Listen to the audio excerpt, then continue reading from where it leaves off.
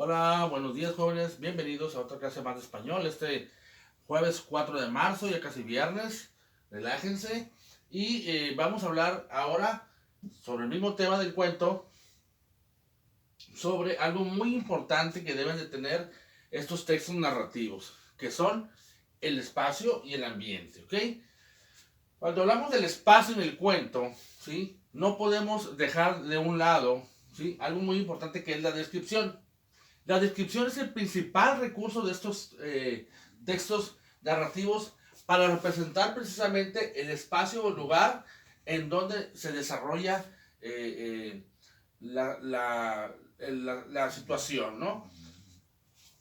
Para realizar esta representación o este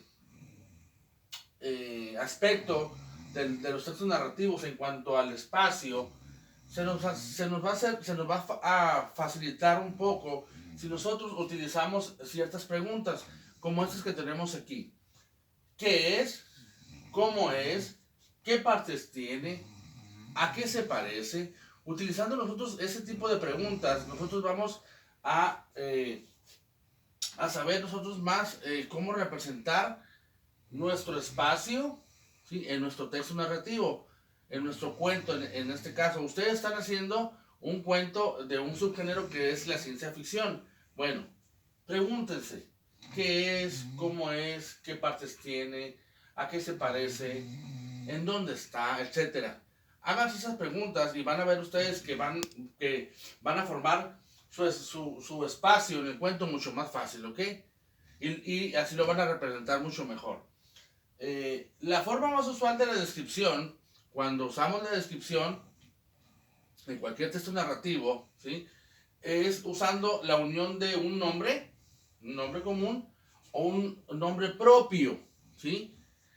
Ese nombre común o ese nombre propio, ¿sí? Lo vamos a juntar precisamente con adjetivos que le van a asignar características específicas a ese nombre propio o a ese nombre común. Es decir, va a haber un adjetivo que va a modificar a ese nombre propio o a ese nombre común. Por ejemplo, la noche lúgubre. Si yo estoy hablando de un cuento de suspenso, ¿sí? Y yo digo, era una noche lúgubre. Tengo un nombre común, ¿sí? Con un adjetivo, lúgubre. Lúgubre quiere decir gris, triste, oscuro, ¿sí? Y cabe en mi cuento de ciencia ficción. La noche era lúgubre, ¿sí? Tengo otro ejemplo. El ser era deforme. Si yo estoy hablando de ciencia ficción a lo mejor, pues era un ser deforme. El ser era deforme. Ya le estoy dando un adjetivo, ¿sí? A este nombre común. Deforme. Era un ave gigante, ¿sí?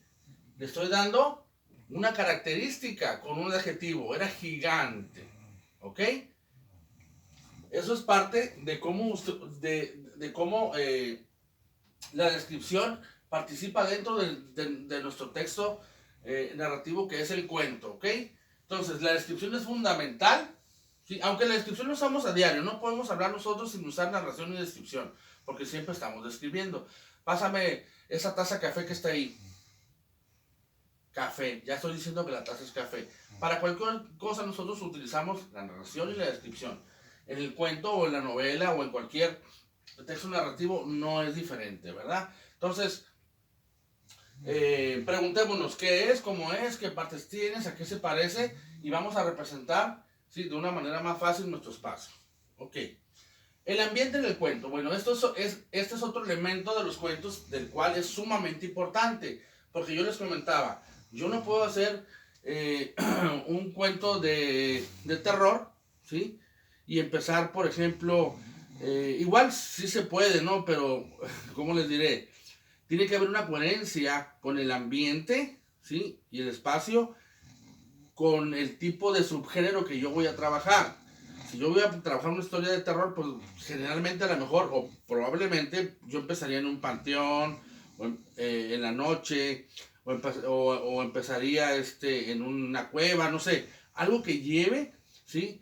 Que tenga coherencia con el subgénero del cual voy a estar trabajando. Entonces, el ambiente en el cuento se relaciona directamente con el lugar, ¿sí? Del cuento del cuento que sea, ¿sí? Del subgénero que sea, ¿sale? Se relaciona directamente con el lugar. Una diferencia que tiene el ambiente del espacio en el cuento es que en el espacio representa solamente el lugar físico, pero en el ambiente representa no solo el lugar físico, sino también el emocional, ¿sí? La situación social, el contexto donde se manejó ese cuento, ¿sí? Y va a depender, ¿sí? De esos aspectos, ¿sí? Tanto emocionales como la situación social y demás, para sacar las emociones, ¿sí? De la persona que esté leyendo el cuento, ¿sí? Y también de los personajes que vamos a utilizar. Porque un personaje, dependiendo del estado emocional que tenga el personaje, puede ser desde optimista, negativo, desdichado, temeroso, animoso, o sea, dependiendo también el subgénero que yo voy a utilizar y cómo quiera yo caracterizar, que ya hablamos de la caracterización de los personajes, caracterizar mi personaje, ¿ok? Entonces tenemos que tener en cuenta el espacio en el cuento y el ambiente en el cuento, ¿ok? El ambiente, recuerden, no solamente es el lugar, sino también el ambiente que se maneja emocional dentro del lugar, ¿sí? ¿Ok? Aquí me pueden mencionar, por ejemplo, el panteón y hasta ahí. Pero yo puedo hablar más aspectos acá en el ambiente del panteón.